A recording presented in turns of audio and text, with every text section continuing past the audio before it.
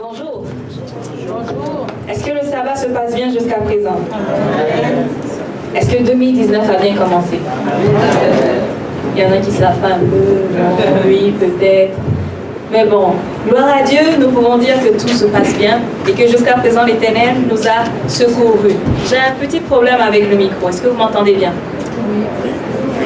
Oui? Oui, parfait. Merci beaucoup à la partie technique. Non?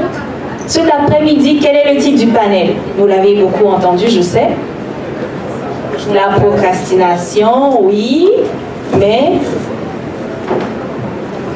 procrastination, comment balancer sa vie chrétienne, travail et école? Donc, nous avons 4 panélistes devant nous ici. Nous allons commencer à partir de la gauche. Pour moi et vous, ça sera à votre droite. Donc, Florenda, Cédric, Nadège et Loïc. Donc ces 4 panélistes vont partager un peu avec nous leur expérience et nous devons quand même rappeler qu'ils ne sont pas parfaits. Ils luttent tout comme nous tous aussi pour atteindre la perfection. Donc soyez un peu indulgents quand même lorsque vous allez poser certaines questions. Sans plus tarder, nous allons commencer. D'après vous, qu'est-ce que la procrastination? Je commence par Florenda. En fait, c'est tout simplement remettre à demain qu'est-ce qu'on peut faire aujourd'hui. Définition toute simple. D'accord. Est-ce qu'il y a un autre rapport? Cédric ou Nadège? Oui, vas-y.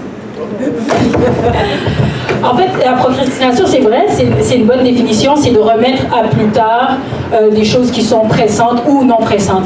Mais j'aime bien la définition du psychologue qui s'appelle M. Fior, qui dit que la procrastination, en fait, c'est un mécanisme qu'on utilise pour permettre de gérer notre anxiété associée au commencement ou à la finition d'une tâche. Donc, on utilise la procrastination pour gérer la peur ou l'anxiété ou quelconque émotion négative. Donc, voici ce qu'est la procrastination. Intéressant. Oui, Loïc? Pour ajouter, ce que je pourrais ajouter, c'est juste que quand on parle de procrastination, la vraie question qui est cachée derrière, c'est la gestion de notre temps. Comment est-ce que nous gérons notre temps? Nous, en tant que chrétiens, le monde l'a compris. C'est pour ça qu'il y a un proverbe qui dit « le temps, c'est de l'argent ». Mais nous, en tant que chrétiens, comment est-ce que nous gérons aussi notre temps? Est-ce que nous passons notre temps à remettre tout à demain ou à commencer à faire ce qui doit se faire? D'accord, donc la table est quand même un peu mise. Je pense que vous voyez un peu où est-ce qu'on s'en va. Deuxième question, est-ce que c'est un péché de procrastiner, Cédric? Est-ce que c'est un péché de procrastiner? Tout d'abord, il faut se poser la question, c'est quoi le péché, n'est-ce pas? Oui, absolument. Donc, on va ouvrir notre Bible dans 1 Jean 3, verset 4. 1 Jean 3, verset 4. Qui nous donne la description du péché. Donc, si nous sommes là, nous allons dire, juste dire Amen. 1 Jean 3, verset 4. Verset 4. Dans le livre de 1 Jean 3, verset 4, la Bible nous dit que quiconque pêche transgresse la loi. Et le péché est la transgression de la loi. Donc, ce que la Bible nous dit, c'est que quand on pêche, la transgression de la loi, c'est le péché. Et quand on parle de loi, on parle des 10 commandements. La Bible aussi nous rappelle que celui qui sait faire le bien et qui ne le fait pas, pour lui, c'est un péché. Donc, quand on prend la procrastination, est-ce que procrastiner, c'est bon? Est-ce que c'est bon? Non. Attends, on va demander aussi à l'Assemblée, est-ce que procrastiner, c'est bon? Non. Donc, au fond de nous, nous savons que la chose que nous sommes en train de faire n'est pas bien. Et quand même, nous le faisons. Donc, si nous savons faire le bien, nous ne le faisons pas, pour nous, c'est un péché. Donc, en conclusion très simple. Est-ce que procrastiner est un péché? Oui. D'accord. Et si on peut pousser la réflexion encore très très loin au niveau de la procrastination. Dans les 10 commandements, on dit le commandement dans les 10 commandements, la Bible nous dit que d'honorer notre père et notre mère, d'honorer les parents. Et qu'est-ce que ça veut dire honorer ses parents? C'est les respecter, les aimer. Mais je vais donner l'exemple si Léane est sur Nadia. Si Léane est en train de faire du désordre, automatiquement on dit mais c'est l'enfant de qui ça? C'est automatiquement la question que tout le monde va se poser. Donc les mauvaises actions de l'enfant donnent une image négative des parents. Parce que si automatiquement l'enfant est en train d'agir négativement, automatiquement c'est qui? Où est le père, où est la mère ici? Là, on commence à regarder.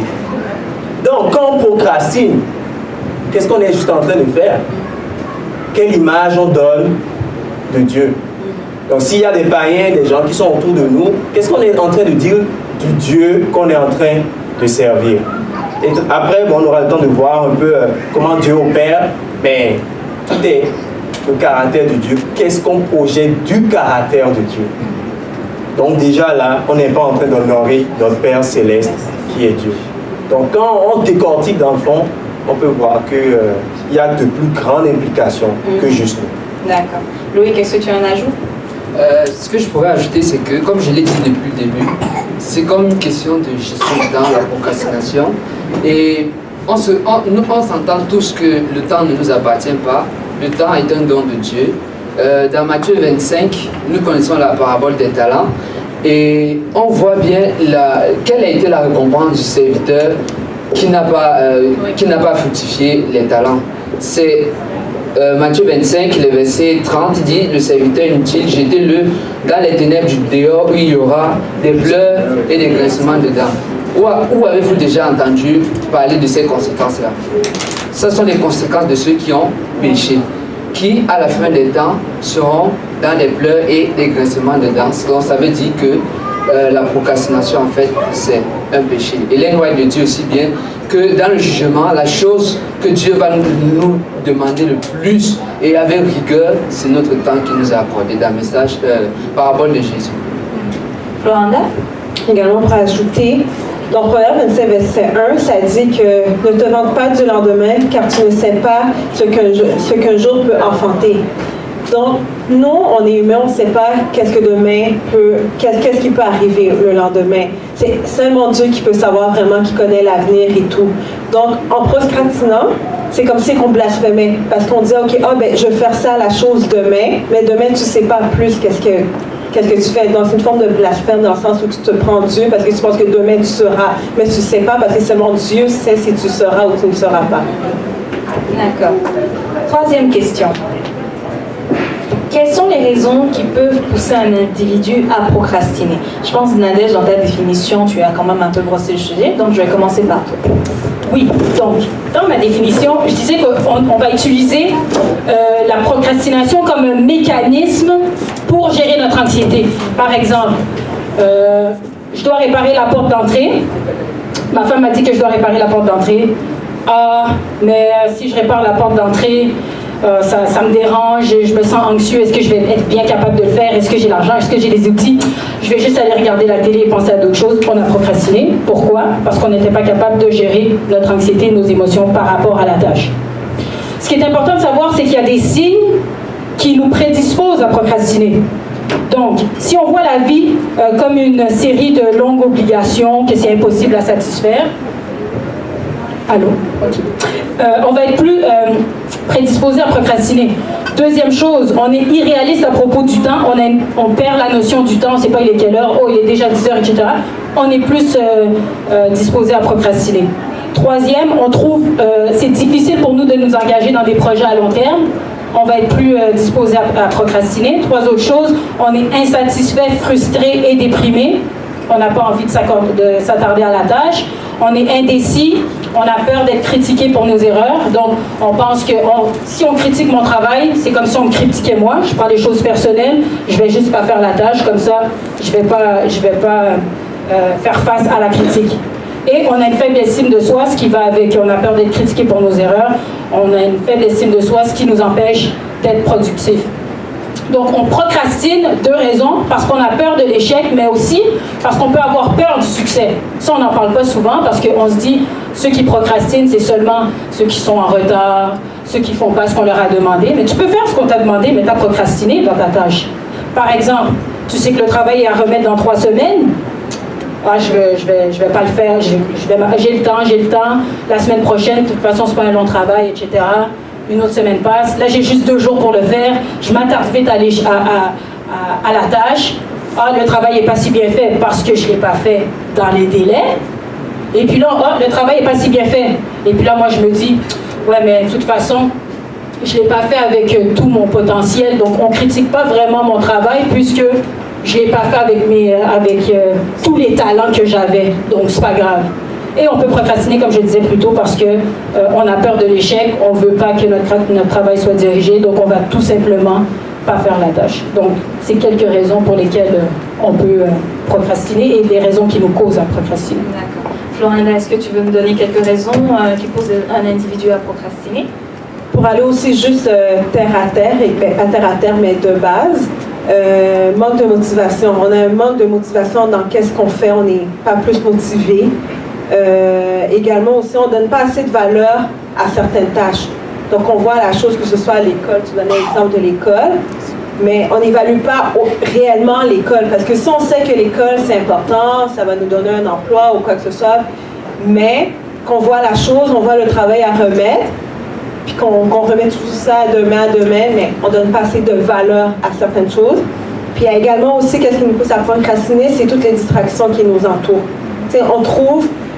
c'est ça. Bon, tantôt, je parlais vraiment qu'on met plus de valeur à certaines choses, mais on met plus de valeur aussi à des choses futiles. Par exemple, on procrastine parce que, bon, on veut rester plus de temps sur Facebook, on veut rester plus de temps à regarder certaines émissions. C'est là qu'on met nos valeurs, qu'on met nos centres d'intérêt. Puis autre chose aussi, qui est très, je pense aussi c'est la base. Le principal, c'est l'éducation qu'on a reçue également à la maison. Donc, si on a reçu une éducation vraiment que nos parents nous ont appris vraiment l'importance de telle tâche, nos parents nous ont appris aussi à rester focusés sur telle affaire, ça va nous aider, étant adultes, à justement mener une vie à moins procrastiner. D'accord. Cédric? Je réfléchissais à la question, je me suis dit pourquoi je procrastine. Et une des réponses, c'est que des fois je trouve qu'on est juste inconscient. En tout cas, on est inconscient parce que on va ouvrir notre Bible dans Jacques, tout d'abord dans Proverbe 27. On a dit, Proverbe 27, verset 1. On a dit, la Bible nous dit, ne te vante pas du lendemain, car tu ne sais pas ce qu'un jour peut enfanter. Et quand on lit Jacques, à partir du verset 13, il adresse des conseils à ceux qui forment des projets. Et à partir du verset 13, il dit, à vous maintenant qui dites, aujourd'hui ou demain, nous irons dans telle ville, nous y passerons une année, nous trafiquerons et nous gagnerons.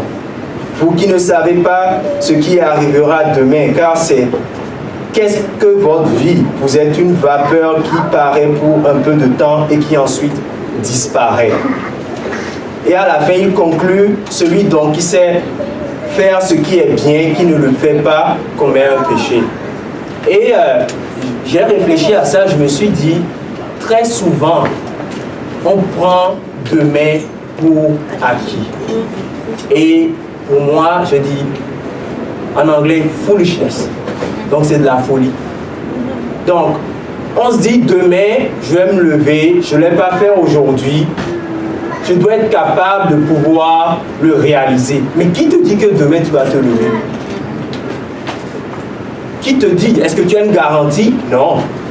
tu peux dormir et demain, ben, tout bad, tu ne te réveilles pas. Donc il y a plein de choses. Et l'autre élément aussi, c'est on parlait de la préparation. Pour moi, je vois la préparation et de la gestion des priorités. Et le premier à travailler dans la Bible, c'était qui? Dieu. C'était Dieu. Et c'était quoi le premier travail qu'il a fait? Il a créé le ciel et la terre. À la fin du premier jour, qu'est-ce que Dieu a dit? C'était bon. Deuxième jour, c'était bon. Troisième jour, et quand il a créé l'homme, il a dit c'était très bon. Donc je me suis dit, c'est ça. Dieu, quand il faisait la terre, il avait une priorité dans ce qu'il voulait faire. C'était calculé là. Il savait que l'homme allait venir le sixième jour. Donc, quand il fait la terre, il fait tout. Les poissons allaient venir, il fait les eaux. Donc, il y a une planification dans ce qu'il fait. Et très souvent, en amont, pourquoi on procrastine? On n'a pas une planification. Et on se dit, je peux peut-être remettre ça. On joue des fois. Et Dieu il nous montre que Dieu il était intentionnel dans ce qu'il faisait. Et il planifiait adéquatement. Il gérait ses priorités. Sa priorité, c'était de créer le ciel et la terre. Et that's it. Et un dernier point, des fois on planifie, on fait bien nos choses, c'est bien ordonné, il y a la volonté qui rentre en jeu. Et ça, là, c'est là où pratiquement tout le monde est chaud. Et y compris moi, parce qu'on fait nos choses, c'est bien écrit, c'est bien documenté. Je prends mes petits papiers, j'écris. La volonté manque. C'est pourquoi dans l'esprit prophétique, il parle de la puissance de la volonté.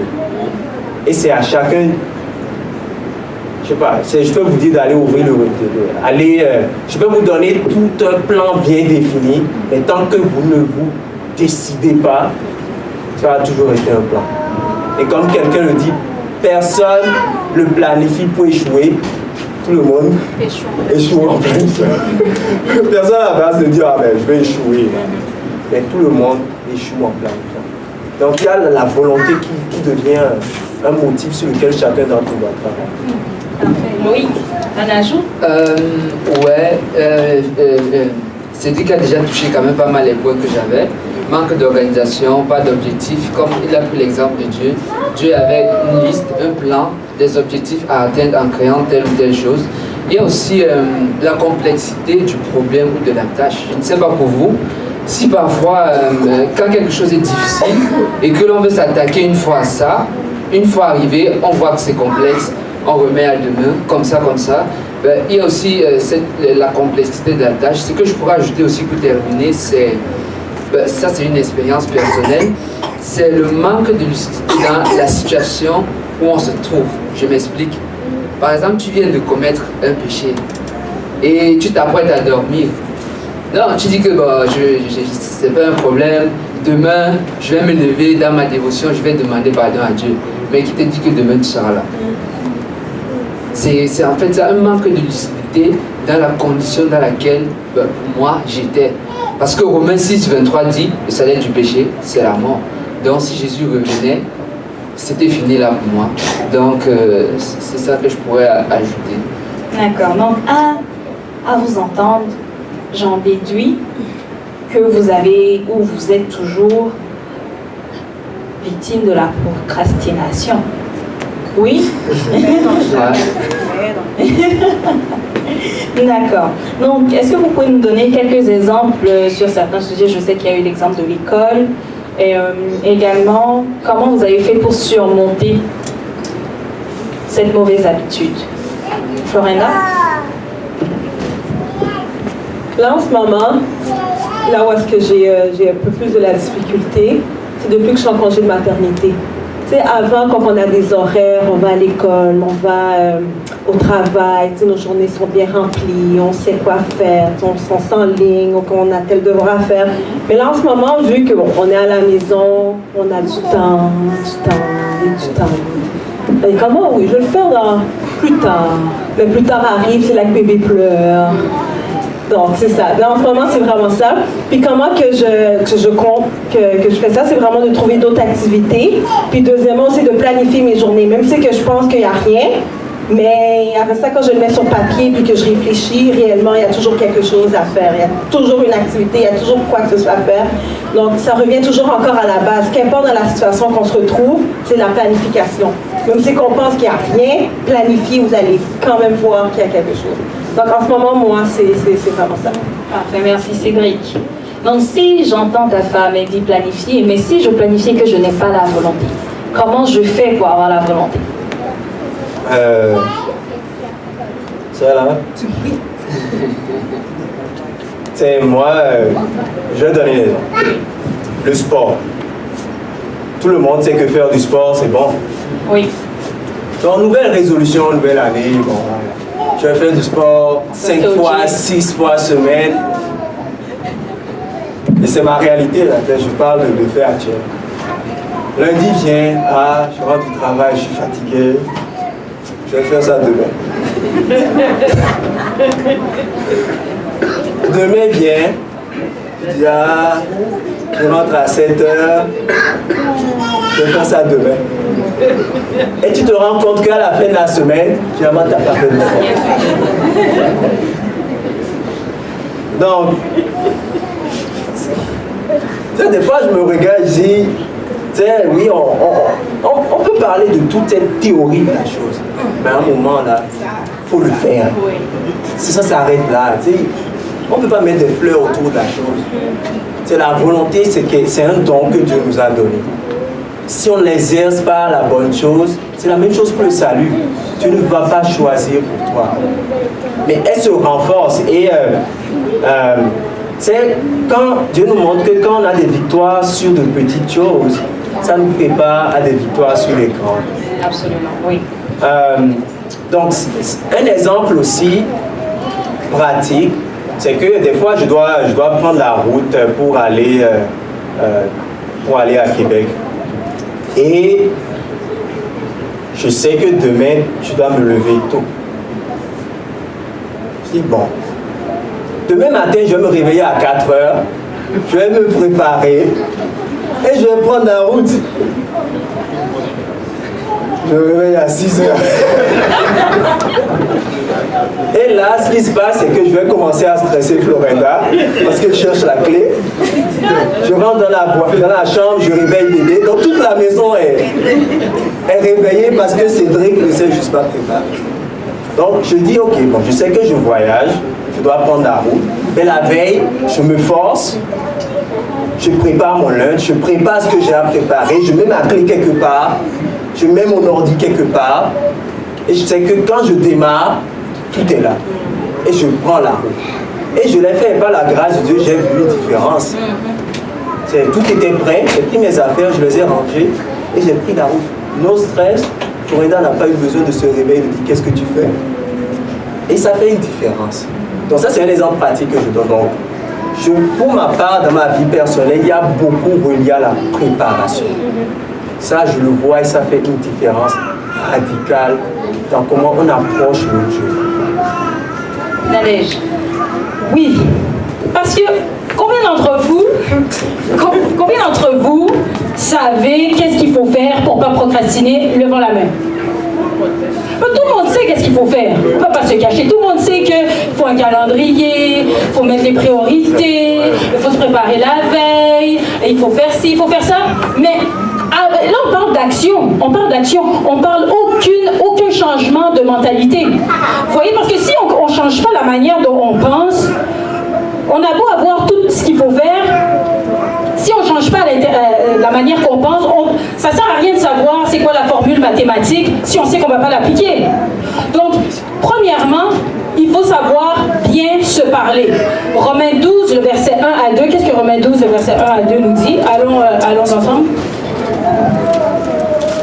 Romains 12, verset 1 à 2, pardon.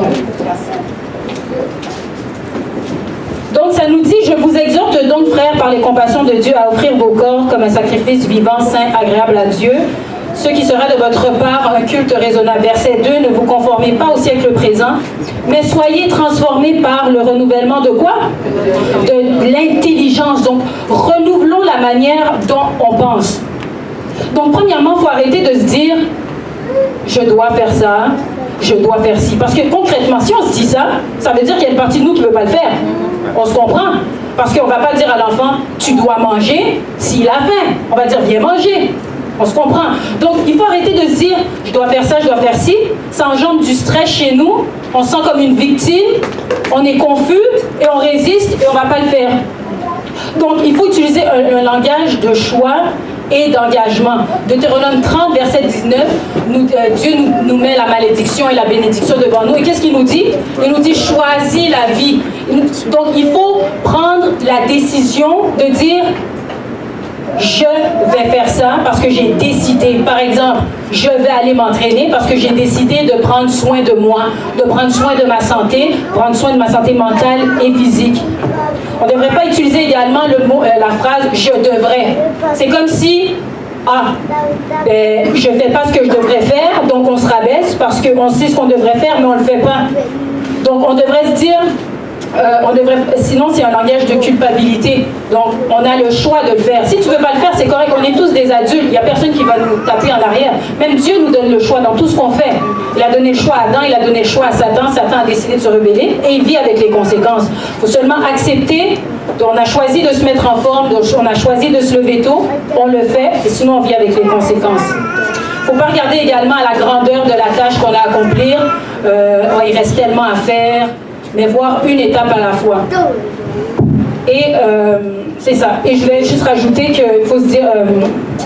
faut arrêter de se dire qu'on n'a pas de temps libre, que les tâches nous empêchent d'avoir du temps libre, mais se dire qu'on doit prendre du temps libre et pas que le travail nous empêche d'avoir le temps libre. Jean 10, le verset 10 nous dit « Je suis venu afin que les brebis aient la vie et qu'elles soient dans l'abondance ». Donc, ce n'est pas le plan de Dieu qu'on soit croulé sous le poids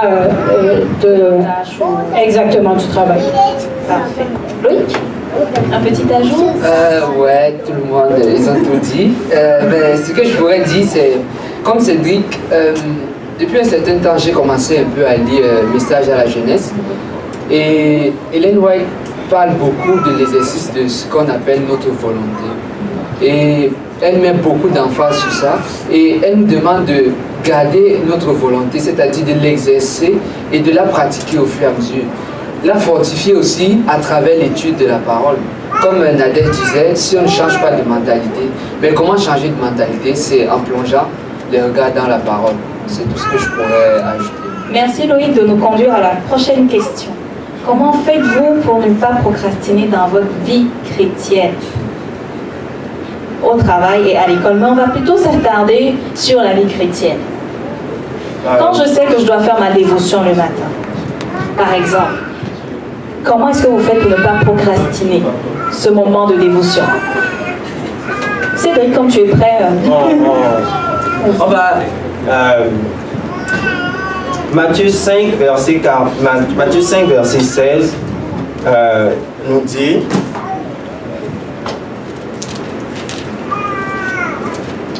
que votre lumière luise. Dans Matthieu 5, verset 16, que votre lumière luise devant les hommes, afin qu'ils voient vos bonnes œuvres et qu'ils glorifient votre Père qui est dans les cieux. Et dans 1 Corinthiens 4, verset 9, dans 1 Corinthiens 4, verset 9, ça dit, car Dieu, ce me semble, a fait de nous, apôtres, les derniers des hommes, des condamnés à mort, en quelque sorte, puisque nous avons été en spectacle au monde, aux anges et aux hommes. Donc, Matthieu dit que nos actions glorifient Dieu. Et Paul dit ici dans 1 Corinthiens que nous sommes en spectacle aux anges, aux hommes et aux anges et aux hommes.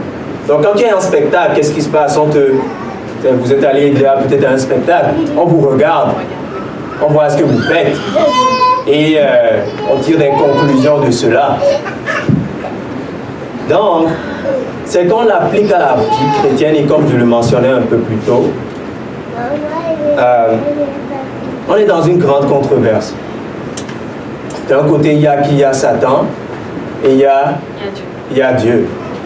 Et la grande controverse, c'est quoi? C'est à propos du caractère de Dieu. Donc Satan dit, mais Dieu, là, c'est pas ce que vous pensez. Dans le jardin d'Éden, qu'est-ce qu'il a dit? Il a dit, mais non, c'est parce qu'il ne veut pas que vous ayez la connaissance à qui vous cache ça.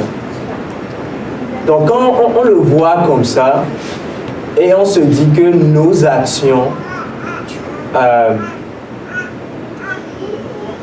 éveillent, montrent une image de qui Dieu est, là peut-être ça nous remet en cause. Parce que la grande controverse, c'est pas nous là, c'est au-delà de nous. Donc il faut arrêter de centrer ça à moi, ce que je vis, et de se dire au-delà de moi, il y a des gens qui me regardent et qui voient comment je fais mon travail. Et justement, quand tu fais un travail et tu procrastines et tu remets le travail et ton supérieur lit et voit plein de fautes dedans. Et après tu vas lui dire, voici l'évangile, un Dieu d'excellence. Il va te regarder, il va dire quoi? Un Dieu d'excellence? Et tu bâcles ton travail? Il faut être cohérent dans le discours. Donc, je trouve qu'il y a cette introspection à voir au-delà de nous. Et moi, c'est l'une des choses qui vient me toucher. Je me dis, comment je travaille, la qualité de mon travail. Regarde, ça part, c'est l'évangile déjà là. C'est l'évangile en action. Parce que Dieu transforme, Dieu restaure, et il veut que notre caractère se perfectionne. Donc, nous devons voir ça, nous devons voir tout cela dans un contexte où c'est pas nous, c'est pas le petit Cédric là, c'est pas juste nous, c'est au-delà de nous. Donc c'est l'une des choses que personnellement, soit au travail ou dans ma relation avec mes collègues, j'essaie toujours de remettre en perspective pour dire, Dieu, ton nom est là. Je fais du désordre. C'est mes actions qui témoignent. Une personne va dire, ah, tu ne veux pas de l'Éternel qui est un Dieu d'excellence, là, je ne vois pas ces choses, je ne vois pas ces choses. C'est pas vrai. Donc, je pense que c'est ça pour moi. Merci Loïc. Ce que je pourrais ajouter, c'est que dans Jean 17, le verset 4, Jésus nous parle clairement de l'objectif pour lequel il est sur la terre, c'est de glorifier son Père. Et nous aussi, en tant que disciples de Jésus, nous sommes appelés à glorifier aussi le caractère du Père, comme Cédric l'a si bien dit. Et je ne vais pas vous mentir, après un camp en Jaffa, j'ai décidé de commencer à faire une dévotion, à avoir une dévotion. Mais ce n'était pas chose facile parce que même l'apôtre Paul dit que notre corps est attaché à faire le mal. Ça ne peut pas être... Nous sommes attirés juste à faire le mal. Nous ne pouvons pas être attachés à lire la parole de Dieu, à aimer étudier la parole de Dieu. Ça a été un combat. Ça a été un combat difficile. Mais ce que je peux vous dire, c'est que si je suis là, c'est que Dieu est vivant parce que Dieu vraiment a fait beaucoup de choses dans ma vie. Ne dites pas, même si vous vous levez le matin, vous vous endormez, étant à genoux dans la prière, c'est un début déjà. Faites-le au moins. Et il y a des techniques. Tu te lèves le matin, au lieu d'aller directement prier, tu peux aller prendre une douche ou bien tu peux passer un moment debout pour pouvoir te réveiller avant de commencer ta dévotion. La dévotion, pour moi, c'est un moment très important parce que dans la dévotion, tu reconnais que c'est Dieu en fait qui t'a donné tout ce que tu as. Parce que durant la dévotion, tu fais la liste de tout ce que tu as fait durant la journée, tu pries dessus et tu sais que le travail là où tu es, l'école là où tu es, la famille là où tu es, c'est Dieu qui t'a placé. Et si Dieu t'a placé là-bas, tu as une œuvre spéciale à accomplir. Et Jésus lui-même priait chaque matin et chaque soir. Pourquoi? Un, pour être toujours dans le timing de Dieu. Et deux, parce qu'il savait que de ses propres forces, il ne pouvait pas accomplir cette mission. En fait, pour moi, c'est ça. Très intéressant. Est-ce que vous aimez ce que vous entendez jusqu'à présent? Oui. On poursuit avec Nadège. Quelles sont les stratégies qu'on peut appliquer pour ne plus procrastiner dans notre vie chrétienne? En fait, c'est une question très large parce qu'il y a beaucoup de choses qu'on peut faire pour arrêter de procrastiner, mais moi j'en ai noté 2. Premièrement, il faut arrêter de s'inquiéter. Parce que, comme je vous dis, la procrastination, on peut accomplir ce qu'on a à faire, mais procrastiner quand même. Hein. On peut être très discipliné et procrastiner quand même. Donc, faut pas s'inquiéter quand il y a une tâche qui nous est donnée. Faut pas voir la grandeur de la tâche, que ça va être difficile, etc. Philippiens 4, verset 6 nous dit que ne vous inquiétez de rien. Mais en toute chose, faites connaître à Dieu vos besoins par des prières et des supplications avec des actions de grâce. Donc prenez le temps de vous voyez pas, il est où le bout? Arrêtez-vous et sachez qui est Dieu. Priez et demandez à Dieu de vous donner de la force et du courage et le discernement. Deuxièmement, je vous suggère de faire un calendrier à l'envers. Donc, d'abord, on commence toujours par le travail qu'on a à faire. Et après, on place où est-ce qu'il y a de la place pour mes enfants, m'entraîner, bien manger, les amis. Ça nous donne une mauvaise vision du travail. Il faut pas négliger les lois de la santé que Dieu nous a données. Combien d'entre vous prennent une marche, même si c'est l'hiver, à lever de main? Combien d'entre vous prennent une marche? Prenez le temps de faire une marche. Travail, pas de travail, vous allez prendre du temps, prendre de l'air frais, prendre du soleil. Combien de minutes? Hein? Combien de minutes ça? Au moins 30 minutes. J'arrive. Au moins 30 minutes. J'arrive. Pas pour aller prendre l'autobus ou courir après le métro. Non, ça ne compte pas. Combien d'entre vous prennent le temps de respirer de l'air frais, de respirer, là, à faire gonfler votre ventre? Parce que comme ça c'est pas respirer. Hein. Donc, il faut pas négliger les lois de la santé. Il faut avoir une bonne vision du travail. Donc, le travail, c'est pas un fardeau. Colossiens 3, verset 23 nous dit tout ce que vous faites, faites-le de bon cœur, comme pour le Seigneur et non pour des hommes. Okay? Aimez votre travail. L'exemple de calendrier à l'envers, Azaf, je ne sais pas si tu peux mettre la photo que je t'ai montrée, la 12e diapo. Oui, la 12e. Là, ça a l'air un petit peu... fourni, là. Mais moi, j'ai commencé par les périodes de loisirs. Donc, j'ai commencé avec la dévotion en premier, en haut à 6 h du matin, la dévotion. Ensuite, à 7 h du matin, j'ai mis l'exercice, la douche, le déjeuner, etc. Ensuite, la période dehors, le temps où je lis mes emails. J'ai mis la journée du mardi où je passe du bon temps avec ma copine ici. La journée du samedi, etc. Et ensuite, quand j'ai mis tout ce que j'avais à faire, c'est ensuite que j'ai mis mes périodes de travail qui sont en grise. Donc, c'est là que j'ai mis mes périodes qui sont en grise de travail. Et dites-vous, si vous avez de la difficulté à rester concentré dans votre travail, commencez par 30 minutes. Et chronométrez-vous. Parce que souvent, on se dit, on met 3 heures à l'horaire pour faire le travail qu'on a à faire. Mais on va aller manger, on va prendre un téléphone, on va texter, on va regarder nos courriels, on va parler avec notre femme, l'enfant va nous interrompre. Mais chronométrez-vous, mettez un timer et chaque fois que vous vous levez pour aller prendre une pause, mettez pause et comme ça vous permet d'avoir un 30 minutes de travail consacré, même pour votre dévotion. 1 heure, ça semble long, etc. Commencez par un 30 minutes, aucune distraction autour de vous et vous ne faites que ça.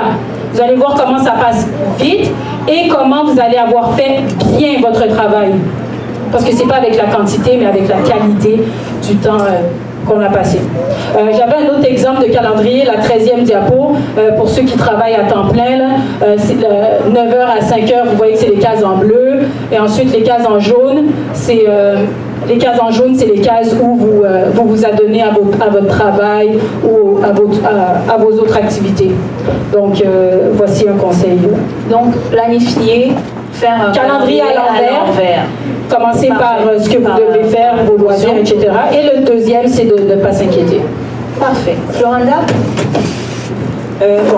Nadia a vraiment parlé de la planification, de la prière, aussi c'était dans mes points, mais pour ajouter à son point, pour ceux qui sont étudiants, c'est de trouver un environnement aussi agréable, là où est-ce que vous êtes bien, mais pas trop confortable. Par exemple, qu'est-ce qui m'aidait à vraiment rester concentrée et tout ça, je devais toujours travailler proche d'une fenêtre, parce que j'aime voir la lumière, j'aime voir la verdure, ça m'apaisait, puis ça me permettait vraiment de rester concentré. Donc, trouvez vraiment un endroit là où est-ce que vous vous sentez bien, je sais pas, c'est ça, trouver un endroit, changer d'environnement.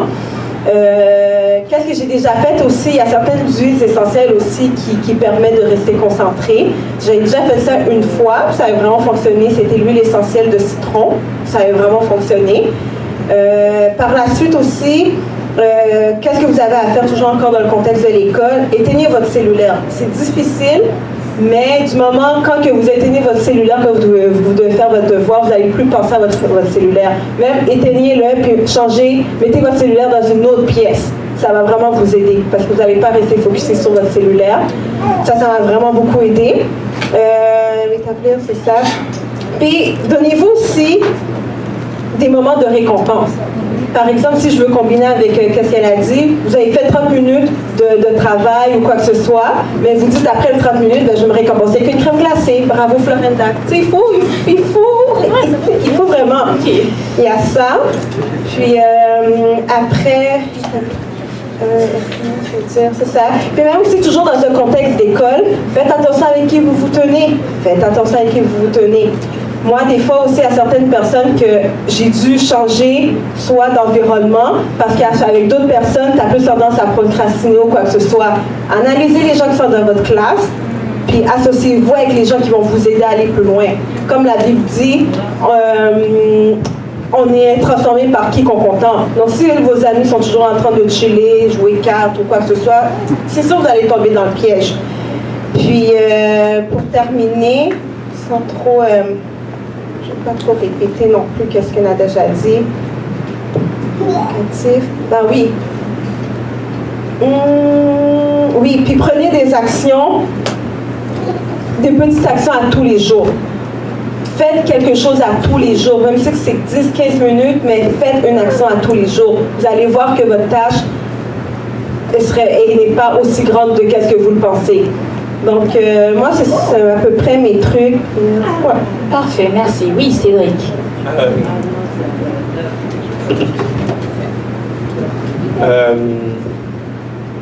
Aussi, ce qui peut être intéressant à faire, comme Nadège a montré le programme, il est beau sur papier, hein. Mais encore une fois, il faut le faire. Parce que c'est beau là, c'est nice, il y a plein de couleurs, machin. Mais en fin de compte, là, si on ne s'y met pas, ça va être toujours un programme. Et l'une des choses aussi qui est intéressante, c'est que, advenant que, c'est si je donne un exemple pratique là, tu sais que tu as une prédication, mais tu as une présentation à faire à telle date, et que tu ne veux pas rusher à faire la dernière minute parce que bien sûr tu es en train de procrastiner, mais divise-le. Donc, tu as un plan et tu dis, ben, cette semaine-ci, ben, je vais faire cette partie de ma présentation. Et quand on est fidèle à un plan comme ça, la veille où tu dois donner la présentation, tu n'es pas là à rester en éveil jusqu'à 3h du matin pour finir le sermon. Parce que ça arrive que tu transgresses les lois de la santé aussi.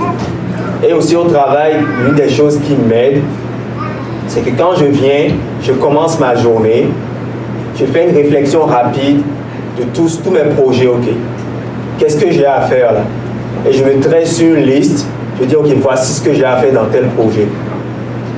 En priorité, bien sûr, par rapport à ce qu'il y a à faire. Et là, je commence à travailler.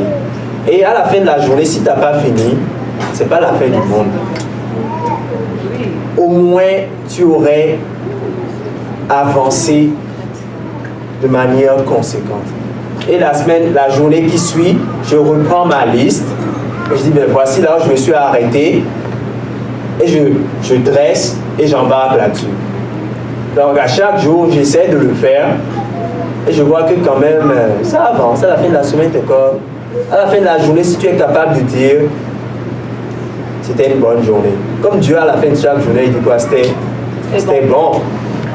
Dans le sabbat, quand tu finis, tu dis, ah, c'était très bon. Donc c'est à la fin de la semaine, c'est de faire cette réflexion-là aussi. et d'évaluer vraiment ce qu'on a pu faire durant la semaine. Ça aide.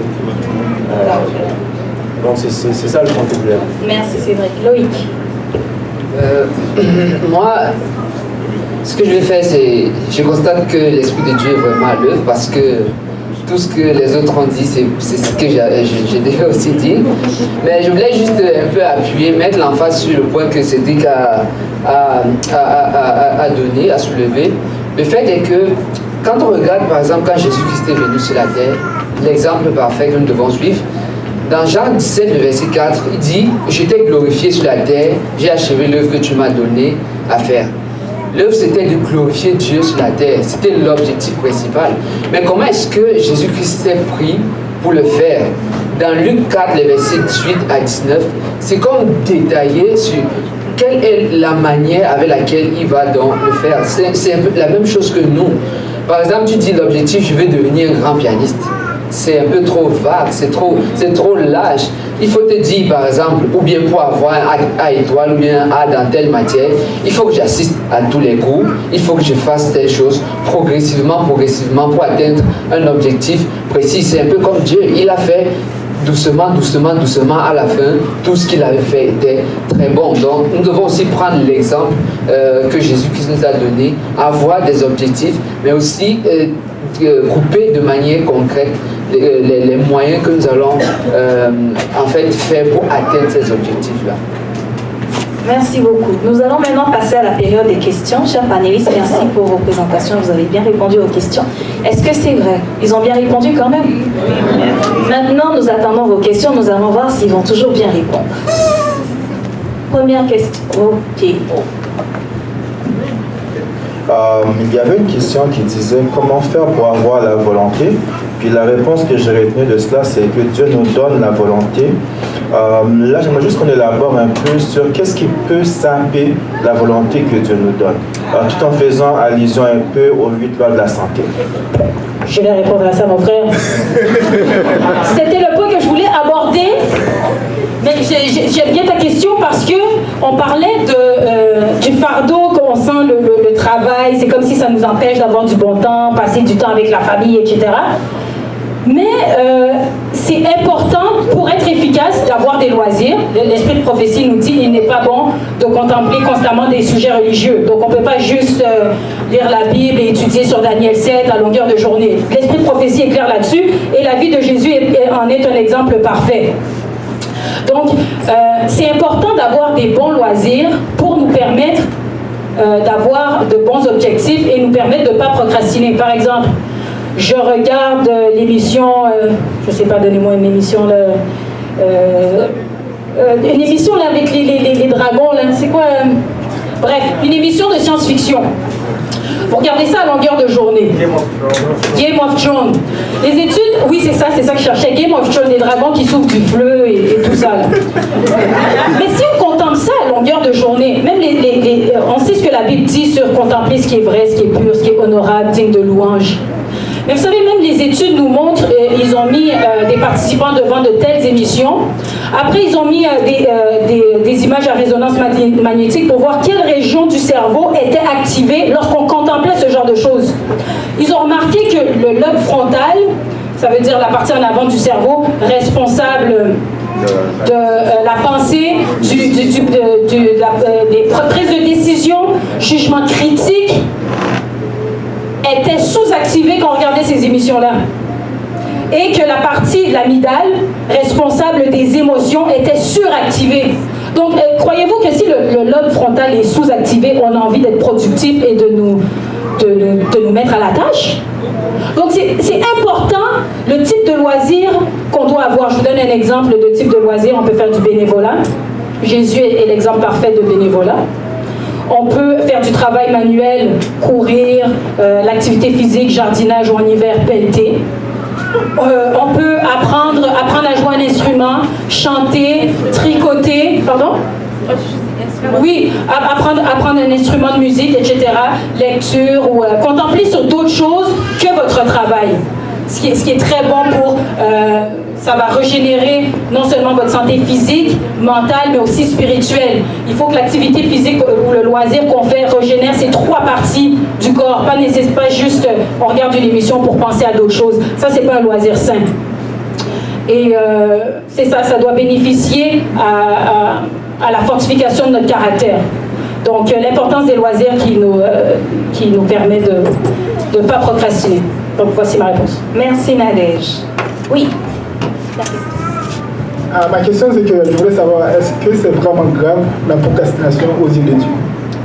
Est-ce que c'est Bon, on a touché à ça, parce que la question c'était est-ce que la procrastination est un péché? Ouais, on a été arrivé à la conclusion oui. Donc si c'est que c'est oui, bon, c'est grave aux yeux de Dieu. Après on peut élaborer encore là. De manière courte et succincte, c'était ça. Merci. Vous avez mentionné les raisons pour lesquelles on procrastine. Et je vois que vous n'aviez pas mentionné les impondérables, alors que c'est l'une des raisons les plus courantes qui nous pousse à procrastiner. Est-ce qu'il y a une raison à ça? Quand vous dites impondérable, ça veut dire quoi spécifiquement? C'est des choses sur lesquelles on n'a pas de contrôle. Comme elle a mentionné tantôt, elle a dit que son bébé pleurait. Ça, on n'a pas de contrôle là-dessus. Et pour les impondérables, je peux vous citer une tonne d'impondérables. Donc, est-ce que moi, si pour X raisons, je devais terminer une tâche, mais je n'ai pas eu le temps de la faire parce que il est arrivé quelque chose d'imprévu dans ma journée, est-ce qu'on peut considérer ça comme une procrastination? Non. Écoutez, s'il y a un impondérable qui arrive, premièrement, elle l'a dit, hein, elle a remis à plus tard, finalement elle voulait le faire là, le bébé pleure, et là elle va se dire, c'est à cause du bébé. Mais c'est pas vrai. Ce n'est pas vrai, parce que si tu t'étais levé le matin et que tu avais fait au moment où tu devais faire la tâche, et même s'il y a un impondérable, par exemple, moi souvent, le vendredi matin, à 6h, je fais mon pain, je fais mon ménage, je fais la vaisselle, tout est nettoyé. Si ma soeur, il y a un impondérable, elle vient me dire, ma maison est en feu, viens m'aider, c'est pas grave, mon sabbat, je l'ai déjà ouvert, je peux aller aider quiconque.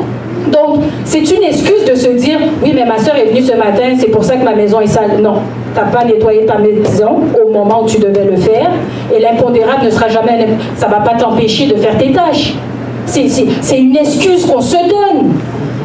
Parce que sinon, s'il y a un impondérable qui arrive, il y a un événement qui arrive, et puis je ne peux pas faire ma tâche, je n'ai pas procrastiné.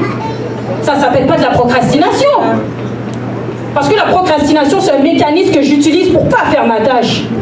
Donc c'est juste un impondérable. Et ça, c'est quand tu travailles, tu es en train de travailler là, et quelque chose arrive, ton boss t'appelle, il y a une crise. Bon, ta tâche, tu ne pourras pas la compléter. Et, mais ça ne veut pas dire que ce n'est pas de la procrastination. C'est pas comme si je sais que j'ai à faire quelque chose et je la repousse. Maintenant, la planification te permet toujours de mieux gérer tes impondérables. Parce que quand tu planifies, des fois, on confond, parce que, par exemple, oui, impondérable, des fois on permet que les impondérables viennent nous chercher aussi. Tu sais, parce que je suis en train de faire quelque chose, je suis en train de faire ma dévotion, j'ai mon cellulaire qui est ouvert devant moi. C'est sûr que je vais être à l'affût de tout ce qui se passe. Donc tu les emmènes vers toi. Mais supposons que je suis en train de faire quelque chose, je laisse mon cellulaire dans la chambre à côté, je vais faire ma dévotion et mon calendrier reste. Donc des fois on ouvre la porte et on permet aux choses de venir à nous. C'est voulu quoi. Non, on l'invite. On l'invite. Alors, pour vous donner raison, il y a, je pense, un ancien président français qui disait le meilleur moment pour prendre la bonne décision, c'est maintenant. C'est ça. Là, vous avez raison.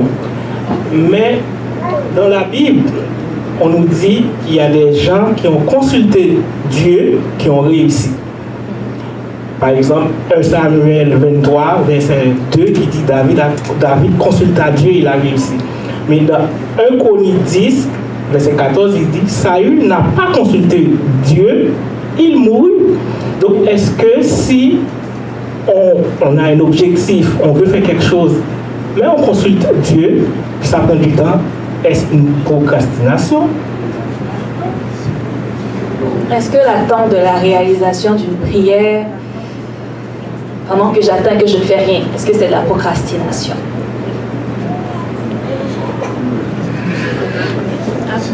Quand on a décrit la procrastination, on a dit je veux accomplir quelque chose et je la repousse tout le temps.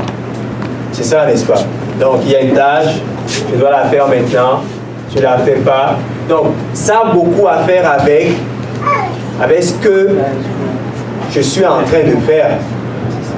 Donc quand tu pries, tu attends, il n'y a pas de tu pries et tu veux que quelque chose se passe. Et des fois aussi, on prie et des fois on est très statique aussi. On est là, on dit, ah, ok, je cherche du travail, je prie pour avoir du travail, mais je suis chez moi, je suis en train de prier. Mais tu pries, il y a l'action aussi. Donc dans certains contextes de nos vies, des fois, oui, Dieu te dit attends, mais il faut aussi que tu pries. Ah, je cherche du travail, je suis à la maison, j'ai les deux pieds sur la table et je prie. Oui, mais en même temps, il faut, à un moment, il faut faire quelque chose aussi. Donc, je pense qu'il faut balancer, il faut bien balancer les choses. Je pense que c'est important. Merci beaucoup, Cédric. Oui. Merci. Je vous remercie pour ce beau sujet et je pense que Dieu en tiendra compte. Moi, ma question, c'est que est-ce que cette question-là dont on parle en tant que jeune ou jeune adulte, est-ce que ça peut m'empêcher de bâtir un avenir, soit dans 10 ans, dans 12 ans, dans 15 ans, parce qu'il a dit le lendemain aura soin de lui-même. Est-ce que ça veut dire que si je fais un plan dans 5, 10, 15 ans, c'est de la procrastination? Deuxièmement, est-ce qu'il y a d'autres synonymes à cette question de procrastination?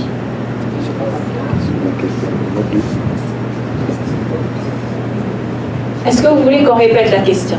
Un peu, oui.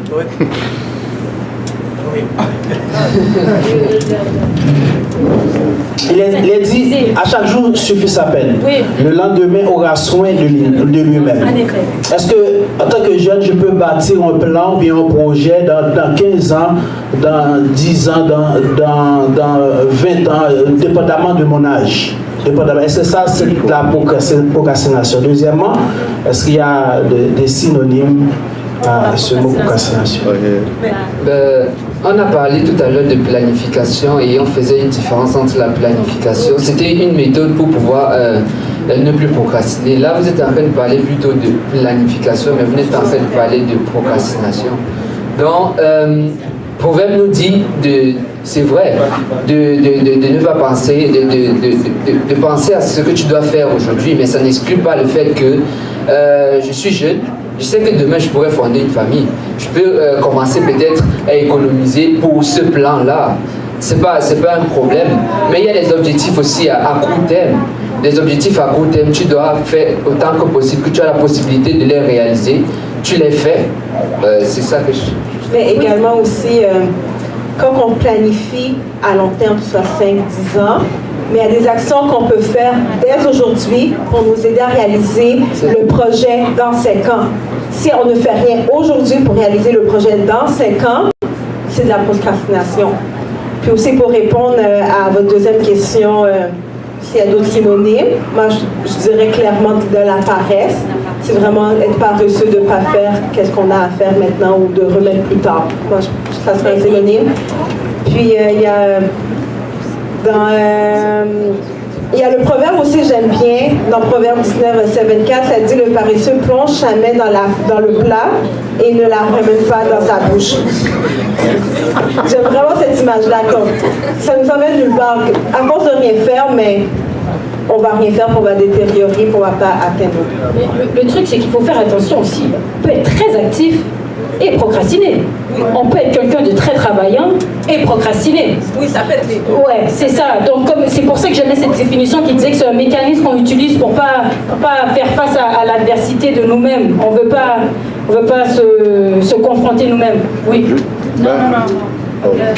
Oui, j'aimerais savoir si on se procrastine par oubli, même si on a un agenda ou un calendrier, on oublie d'écrire. Ben, on écrit les affaires, mais on procrastine. Est-ce qu'on se procrastine vraiment par oubli? L'idée, c'est que j'ai écrit ce que je devais à faire et j'ai oublié, c'est ça? Je pense plutôt qu'elle dit, elle a une liste à faire, mais sur cette liste, elle a oublié de mettre quelque chose d'autre. Je pense que c'est ça. C'est ça que vous voulez dire? Sur une liste, mais vous avez oublié de mettre autre chose. L'agenda, mais tu ne consultes jamais ton agenda. Tu ne consultes pas ton agenda. Mais tu écris les choses dessus. N'utilise plus d'agenda. Non, moi j'utilise pas d'agenda parce que je n'ouvre pas l'agenda. Donc j'ai un tableau chez moi, j'écris ce que je dois faire et c'est écrit dans le tableau. Donc c'est toujours là. Mais si on oublie de regarder toujours l'agenda, on n'utilise pas la bonne méthode. C'est comme si on cloue notre propre tombeau. On procrastine pas parce qu'on l'a pas intentionnellement remis à plus tard, mais on utilise des moyens qu'on sait qu'on va plus utiliser. Alors ouais, là ça devient de la procrastination. Donc, si c'est un moyen, comme moi je dis, moi j'ai pas d'agenda là, j'ai un papier, c'est ce que j'ai mon calepin là, mais chaque jour je liste ma chose et au fur et à mesure que la journée avant, je dis ok, je suis rendu où, Cédric, je suis rendu où. Donc c'est dynamique. Et la journée d'après, je fais la même chose. Donc il faut trouver un moyen qui nous permet de... si on oublie l'agenda, c'est que justement, c'est pas le bon outil. Il faut trouver un autre outil qui nous permette que ce soit visuel, qui nous permette de vraiment suivre ce qu'on est en train de faire. Une autre méthode aussi qui pourrait aider, c'est des stickers. Vous écrivez tout ce que vous avez à faire, puis vous le mettez vraiment visuellement sur votre visage à un endroit où est-ce que vous êtes souvent au visage, là, que ce soit aux toilettes. À tous les jours, on part aux toilettes, on met le ticket aux toilettes, comme ça on va se rappeler qu'on doit faire telle chose. Ou bien notre Bible, on lit toujours notre Bible à tous les jours, on peut mettre le ticket sur la Bible au début, un peu partout, à l'auto, un peu partout. Il y a plusieurs méthodes, mais ça c'est une méthode qui peut bien fonctionner même. Et ça va avec les loisirs que je vous disais, hein? Il y a des loisirs qui nous permettent d'exécuter nos tâches quotidiennes de manière plus efficace. Donc, si vous remarquez que vous oubliez constamment, apprenez une nouvelle langue, lisez un livre, apprenez une nouvelle matière que vous n'avez pas apprise à l'école, tricotez pour faire développer cette partie du sens critique et arrêter de faire des activités contemplatives, juste rien faire, regarder la télé, aller sur Internet à longueur de journée, donc faire des activités qui vont vous rendre plus efficace dans la vie de tous les jours. Merci, Nadia. Moi, c'est une suggestion que j'ai à faire parce que moi, j'étais une serial procrastinator, comme c'était vraiment ma signature. Ce que j'ai appris à faire, moi, c'est premièrement de me donner une petite calotte, là, comme OK, ça ne tente pas, ça ne tente, whatever, just do it. Mais aussi de voir les choses en séquence, comme... admettons, tu avais prévu ta journée de 6h à 19h, tu te réveilles à 8h. Bon, ben tout bad, la reset, ta journée de 6 à 8, c'est passé. On commence à partir de 8, qu'est-ce que tu devais faire? Mets-toi à l'heure à partir de maintenant. Ça ne sert à rien d'essayer de récupérer le retard que tu as eu. Regarde, vis avec, là, tu pars, tu avais un rendez-vous à 9h, tu t'es réveillé à 8h, là, ben aujourd'hui, tu vas être Jess. Tu pars Jess, mais tu arrives à l'heure. Puis là, tu recètes le reste de ta journée. Parce qu'à un certain point, je pense qu'une problématique qu'on a tous, c'est d'essayer de rattraper le temps qu'on n'a pas, mais on l'a pas. Donc, la meilleure chose qu'on peut faire, c'est de prendre les choses par séquence. Puis, si on a raté la première séquence, ben reset, là, c'est une nouvelle séquence qui commence. Puis, il faut essayer d'exceller dans cette nouvelle séquence. Puis, au fur et à mesure, on va avoir de plus en plus de séquences qui sont bonnes pour finir par toutes les avoir éventuellement. T'sais. Mais je pense que ça aussi, c'est important de juste accepter que la journée n'a pas commencé du bon pied, puis on va essayer de faire le mieux de ce qu'on peut avec ce qui nous reste comme temps. Merci beaucoup, Nadia. Oui, et juste un point, pendant qu'on... Ce qu'elle dit est tellement vrai. Très souvent, c'est quand on dit qu'on essaye de rattraper le temps, pensant qu'on est capable. Hein? Je dois un exemple. Je dois être à une réunion quelque part, ça me prend 2h15. Right? Donc, si je dois être à la réunion à 9h15, à 9h, il faut que je sorte à 7h. Donc, moi, je vais sortir à 7h05 et dans ma tête, je me dis que je vais rouler à 120. Non, mais c'est deep. Et je me dis, je vais rouler à 120, 125, puis aller essayer de rattraper ces 5 minutes-là. Je vous dis, je roule. Je rattrape juste 1 minute. Mais c'est juste pour vous dire, le temps qu'on a perdu, c'est bien difficile de le rattraper. C'est pratiquement mission impossible. Je roule vite. Je regarde Google Maps. Ça avance pas. Je dis, j'arrive à ma destination, je me rends juste compte que j'ai gagné 2 minutes. Je dis, j'ai risqué ma vie pour 2 minutes. Donc c'est juste pour vous dire, c'est vrai. C'est faux. C'est faux. On a cette conception-là. C'est possible que je rattrape là. Ce 5 minutes-là, je vais le squeezer là, en faisant quelque chose de miraculeux. C'est faux. Il faut être réaliste. Merci. Merci. Merci beaucoup pour ces informations. Vous avez parlé de la procrastination. Est-ce qu'on peut aussi parler de discipline de vie? Parce qu'en tant que pasteur, des fois, nous, on planifie, puis on a des appels d'urgence, on a des visites d'urgence, et on n'arrive pas dans le temps. Comment est-ce qu'on peut dire que c'est la procrastination? Parce que ce qu'on avait planifié de faire dans la journée, mais on n'arrive pas. Parce qu'il y a eu d'autres événements plus urgents qui fait qu'on ne peut pas vraiment respecter le calendrier qu'on avait émis. Alors, avez-vous des conseils à nous donner? Mais ce qui est important, c'est la définition de la procrastination. Les gens procrastinent justement parce qu'il y avait des événements plus importants, donc ils ont négligé ce qu'ils devaient faire. C'est pas parce que c'est un événement urgent que ce n'est pas de la procrastination. Est-ce qu'on comprend? Non, parce qu'on parle pas d'événements impondérables. Là, vous me parlez que c'était un événement plus important. On parle pas de mon fils est à l'hôpital, il y a quelqu'un qui a une hémorragie. Donc, que vous soyez là ou que vous soyez pas là, la journée va comme elle va. Est-ce qu'on se comprend? Parce que là, vous parlez pas d'impondérable. Non, c'est un impondérable. Ok, là, c'est des urgences. Regarde, quand on parle d'urgence, mettons que je planifie ma journée, là, je dis, je m'en vais... cette journée-là, j'ai des rapports à faire, puis cette journée, ça va être une journée. Pour moi, je fais mes rapports. Un membre d'église m'appelle en pleurs, son père vient juste de décéder. Oui. Ou bien l'enfant rentre à l'hôpital, il y a eu un accident. Alors, je suis obligée de laisser ce que je fais pour aller accompagner la famille. Est-ce qu'on va parler de la procrastination? Non, c'est pas de la... Bien, parce que, oui, je comprends. Moi, je dirais, ce serait, pour moi, ce serait une discipline de vie. Dans le sens que parfois, on peut tout planifier, puis le lendemain, on se lève et on est malade. Oui. Ça fait quoi? Est-ce que c'est la procrastination ou bien on est malade qui fait qu'on ne peut pas arriver à faire telle affaire?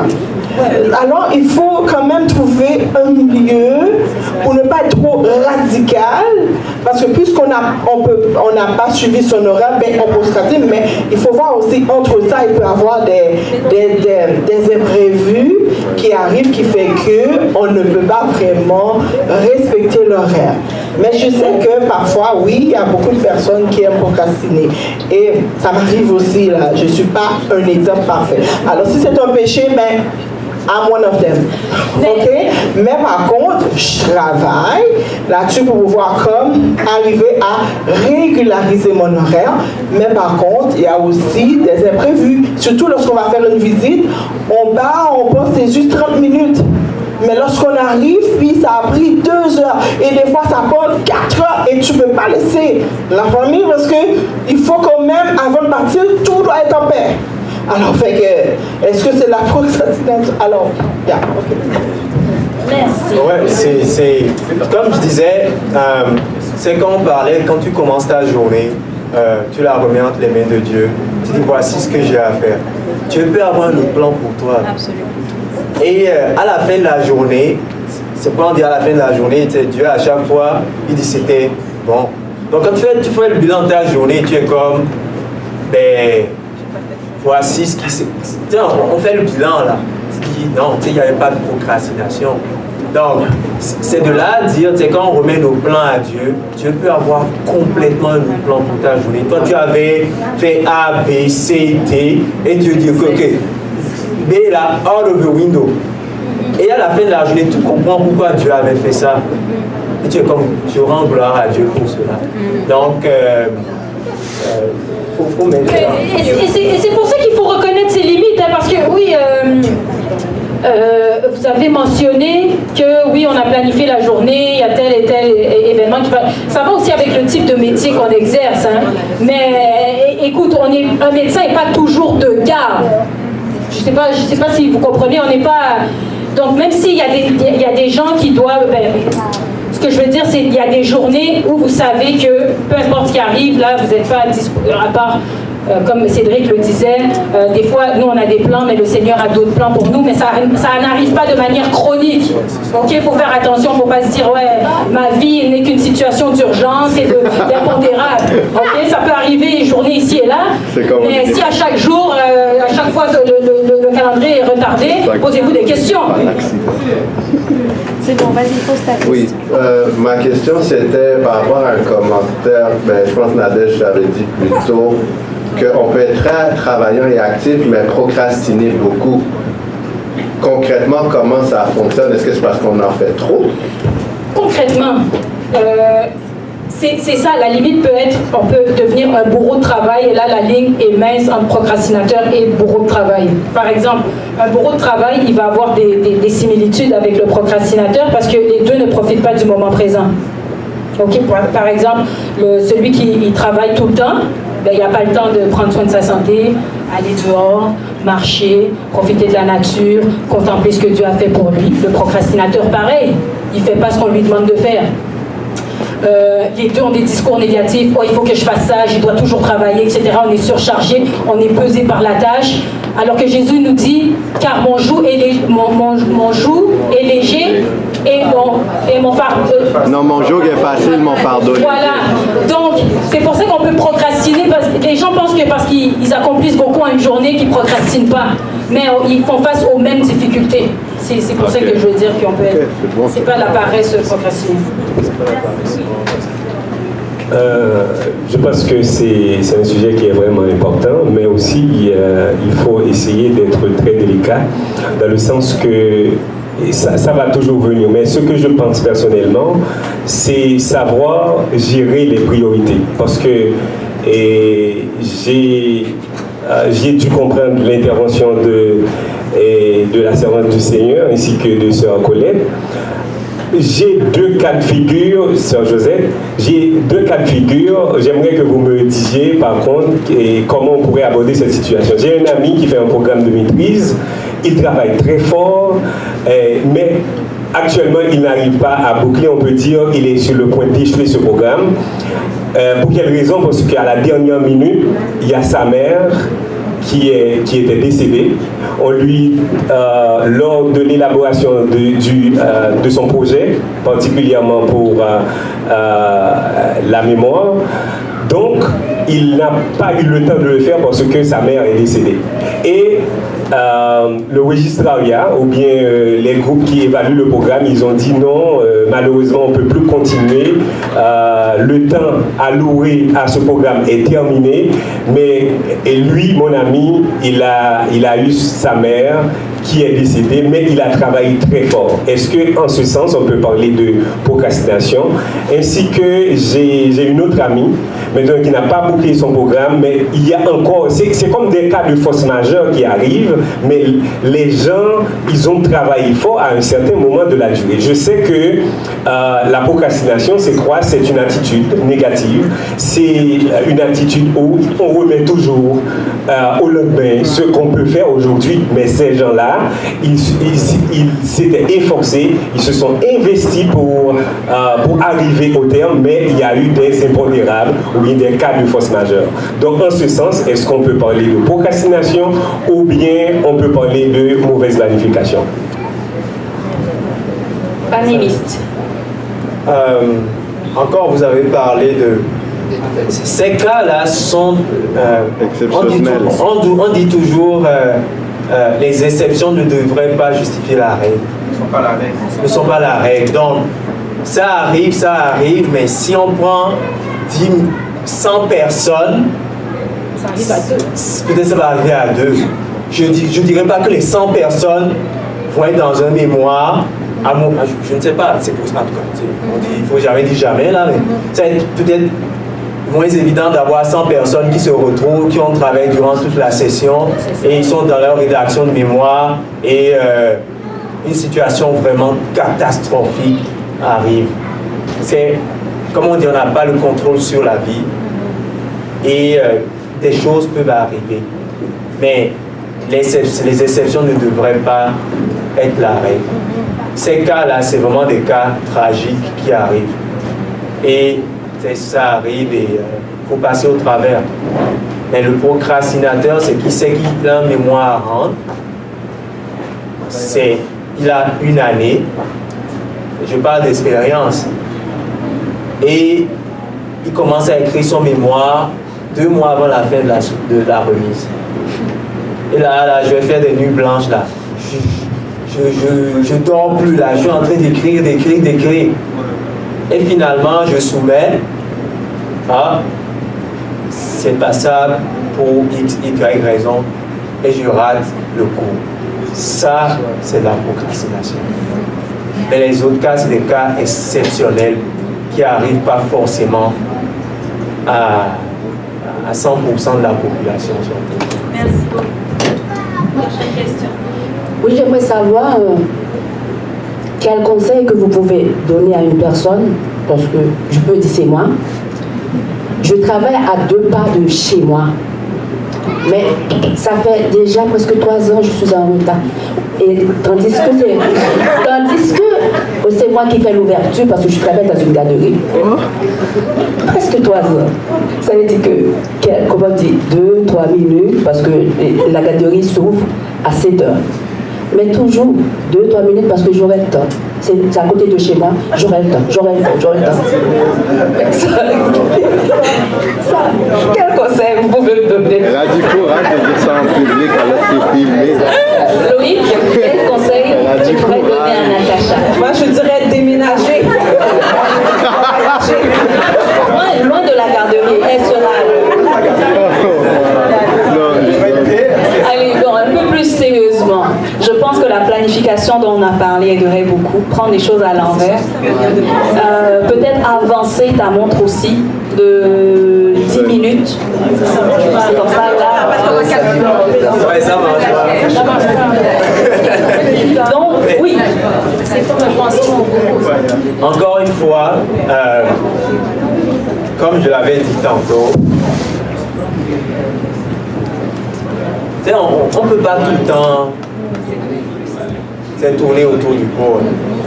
Comme je l'ai dit au début, on sait faire la bonne chose, mais on ne la fait pas. Et personnellement, très souvent, je me traite que ça n'a pas de sens. C'est comme ce matin, le sermon, c'était il faut que tu viennes à ton... Il faut que tu réalises peut-être la gravité si on l'impact. Très souvent, c'est quand on peut faire ces choses, on se dit non, ça n'a aucun impact. J'arrive 2 minutes, personne ne me voit. Donc, ça n'a aucun impact. Donc, on minimise ça. Parce que oui, tu arrives 2 minutes. Bon, c'est quand même ouvert là. C'est peut-être personne. On dit souvent personne ne remarque. Mais derrière tout cela, comme je dis, il y a quelque chose qu'on projette. Et ce qu'on projette, c'est le Dieu que nous servons. Et ça, c'est au-delà de tout. Ben, tu peux parler de l'évangile, parler de tout. Jésus est mort pour toi. Mais la personne ne voit pas ça dans ta vie. Donc, impossible. On est en train de prêcher un mauvais évangile. Donc, je pense que dans tout ça, c'est de se rendre compte et de faire une introspection personnelle pour se dire, c'est au-delà. Ce que je fais là, c'est pas juste pour moi. Donc, tu sais, je peux te dire les bonnes choses, venir à l'heure, plein de techniques, mais à un moment là, comme on dit, faut sabrer dedans. Il faut aller au cœur des choses et appeler les choses par leur vrai nom. Sinon, ça est toujours, comment en créant dit, parler en pile. Donc, des fois, il faut être franc avec soi. Et des fois, on a peur de ça. Il faut être franc.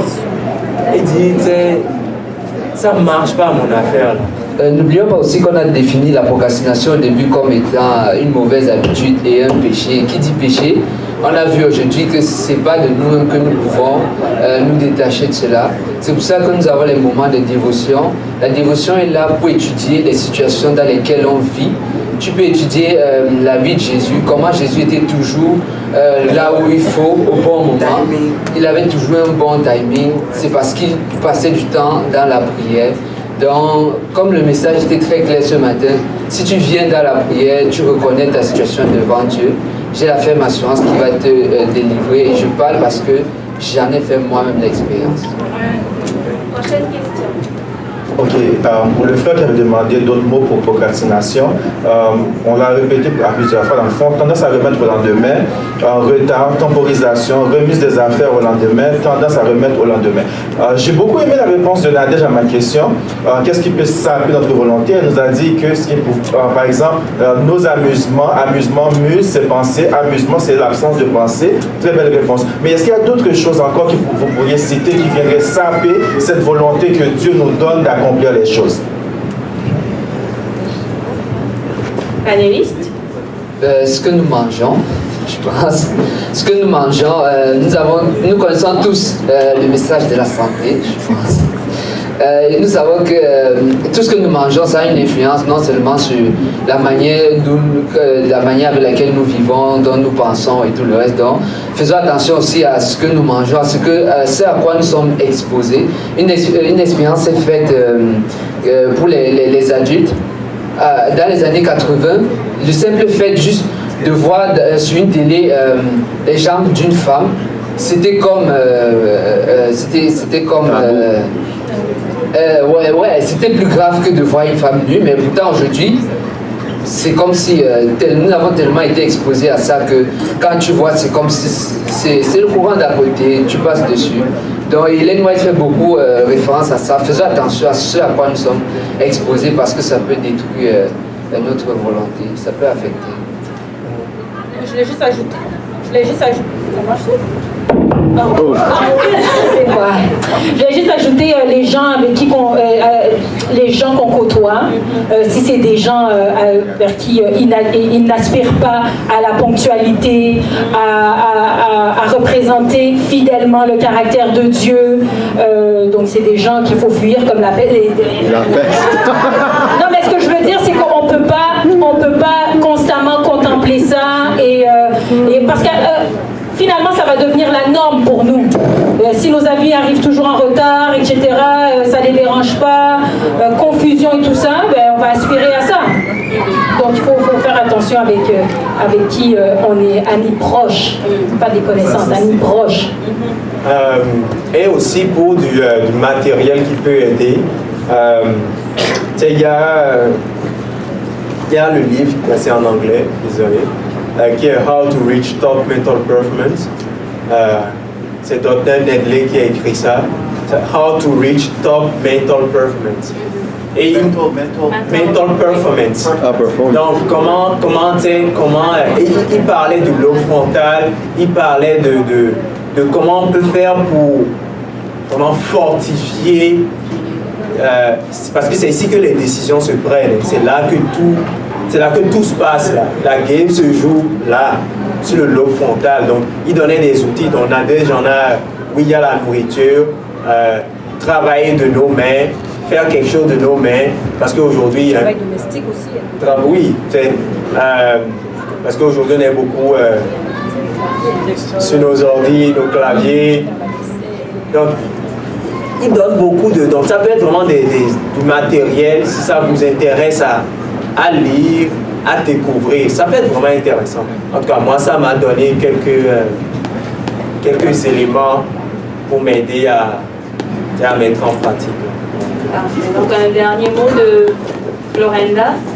Mais aussi, au final, je ne vais pas répondre à la question de René, mais moi, de manière générale aussi, on oublie beaucoup qu'on est des êtres infinis, que demain, on va mourir.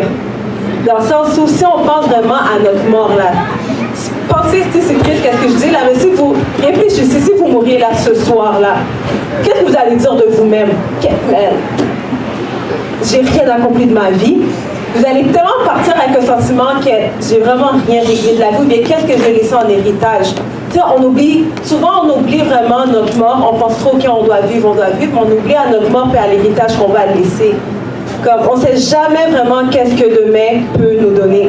Puis juste rapidement, comme un témoignage, là, 2 semaines, je suis allée en urgence à l'hôpital, mais vraiment en urgence, mais après ça, la situation était tellement grave que j'ai vraiment vu comme genre ma vie défiler.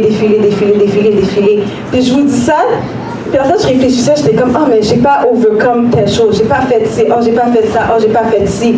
La recette m'a vraiment fait comprendre vraiment que à tous les jours tu dois travailler, à tous les jours, parce que demain là tu peux mourir comme ça. Donc réfléchissez vraiment à l'héritage que vous voulez donner, puis accomplissez qu'est-ce que vous avez à faire, parce que vous pouvez mourir vraiment n'importe comment. Puis n'importe quand, n'importe comment. Puis c'est ça, puis réfléchissez vraiment à ce point-là. Est-ce que vous voulez vraiment manquer le ciel à cause que vous avez trop procrastiné, à cause que vous n'avez pas fait telle chose? Bon, c'est vraiment ça que j'ai... Super. Merci beaucoup. Est-ce que c'était une dernière question? Courte, s'il vous plaît, là. Le temps est fini. Qu'est-ce que vous diriez à quelqu'un qui, si c'était à refaire, je ferais autrement? Je ne sais pas si vous saisissez. Si c'était à refaire, je ferais ça autrement. Donc, il peut pas, donc il est dans le passé. Non, oui. Je n'ai pas observé la situation, j'ai embarqué, j'ai échoué. Mais si c'était à refaire, j'aurais fait ça autrement. C'est-à-dire que j'allais prendre un peu de temps. Mais il faut parler aussi dans le positif. On parle dans le présent, je veux dire. Là, c'est des actions qui dans le passé, mais le passé, c'est passé. Il n'y a jamais rien qu'on pourrait refaire pour rattraper le passé. Donc là, maintenant, qu'est-ce qu'il faut se dire? C'est en date d'aujourd'hui, qu'est-ce que je peux faire aujourd'hui pour accomplir qu'est-ce que j'ai à faire? Qu'importe, si c'est la même situation qu'on se retrouve, OK, on laisse faire, mais aujourd'hui, qu'est-ce que je peux faire pour accomplir qu'est-ce que j'ai à faire?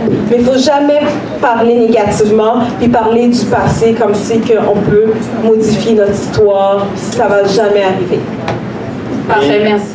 Juste un dernier point. Ce qu'on peut apprendre du passé, on peut tout le temps, on peut apprendre du passé, parce que les expériences qui nous arrivent sont censées être un apprentissage pour s'améliorer.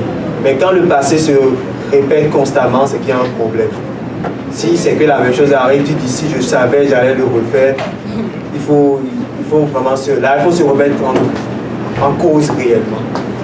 Et l'un des exemples dans la Bible qu'on voit de procrastination, c'est la parabole des 10 vierges, les folles et les sages.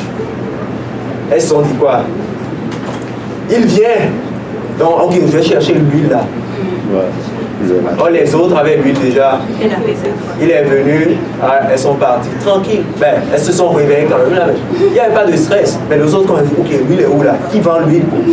Et très souvent, si nous procrastinons dans nos vies, c'est parce que nous allons procrastiner notre vie éternelle aussi.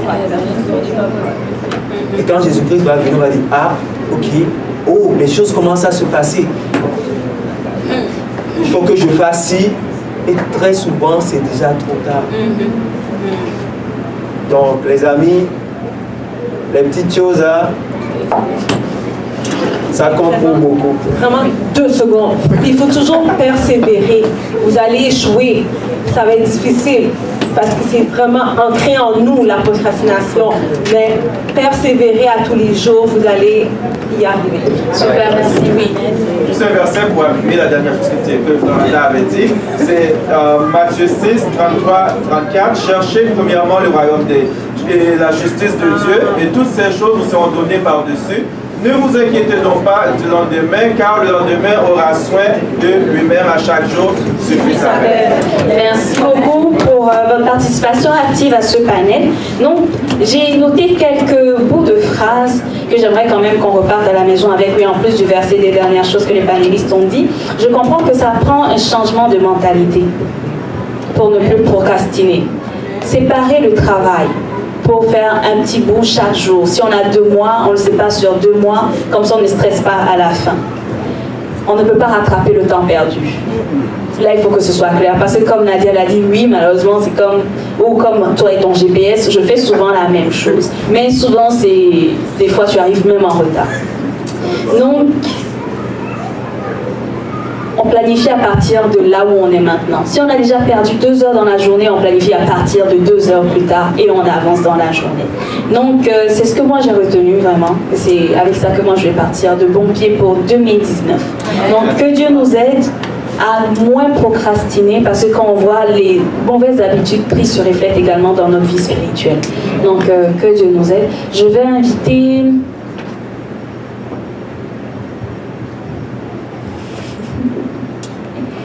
Je vais demander à Cédric de prier pour qu'on finisse. Levons-nous à un dernier chant de fin. Est-ce que vous avez une proposition de chant? Un numéro. Non, on l'a bien fait. D'accord. Alors, donc, que les chants nous aident à entonner le chant. Oh, toi, dans les méfaits, ne tarisse jamais.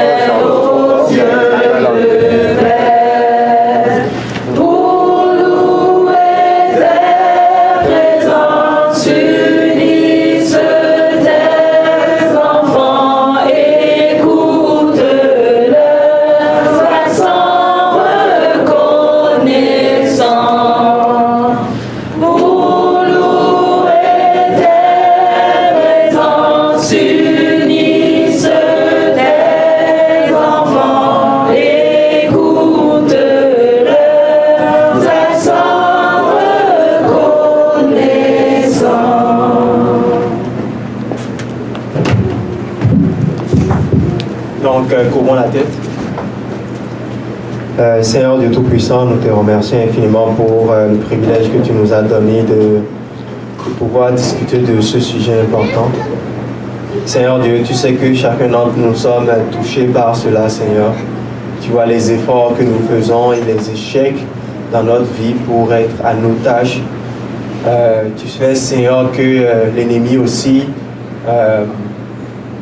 des fois, par moments, peut nous rendre la tâche difficile. Mais Seigneur Dieu, tu as dit dans ta parole que tu as vaincu le monde. Donc Seigneur Dieu, nous prions, comme nous l'avons entendu ce matin, que tu puisses nous donner la victoire sur le péché, que tu puisses nous transformer en ton image, et que Seigneur, tu puisses nous permettre d'être fidèles dans les petites choses de nos vies, car cela nous prépare à être fidèles dans les grandes aussi. Seigneur Dieu Tout-Puissant, s'il te plaît, fais pour nous ce miracle, pour que nous soyons, nous reflétons vraiment ton caractère, Seigneur, et que nous puissions pointer les gens qui sont autour de nous, les gens pour lesquels nous sommes en spectacle, Seigneur, nous puissions les pointer à toi, Seigneur Dieu. Donc, Père, 3 fois Saint, merci infiniment pour ce panel qui a été une bénédiction pour les panélistes aussi. Permet à nous tous de grandir et de mieux te servir avec excellence. Merci infiniment pour tout. C'est dans le précieux nom de Jésus-Christ, notre Sauveur qui vit et qui règne comme temps. Amen.